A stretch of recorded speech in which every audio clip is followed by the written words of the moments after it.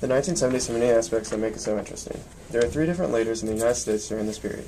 They played many important roles in leading the country during the 70s. The first of these leaders was President Nixon.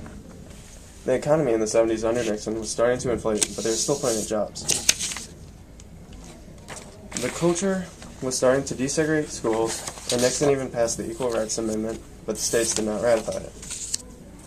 Rock and roll and the anti-war movement were also a big part of the culture at the time.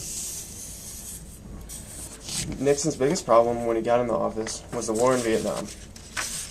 He had promised Vietnamization, or the pulling out of American troops and the training of Vietnamese.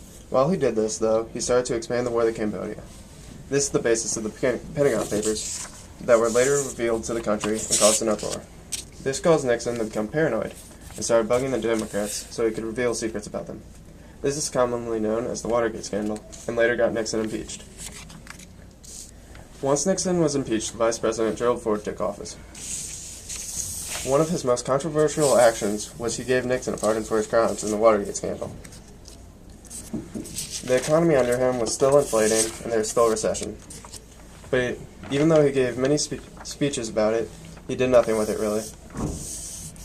Another big part of their culture was disco and streaking at the time. With the war in Vietnam, Gerald Ford had brought back all the troops by 1975. He also passed the Indochina Migration and Refugee Act, which allowed the South Vietnamese to come to the U.S.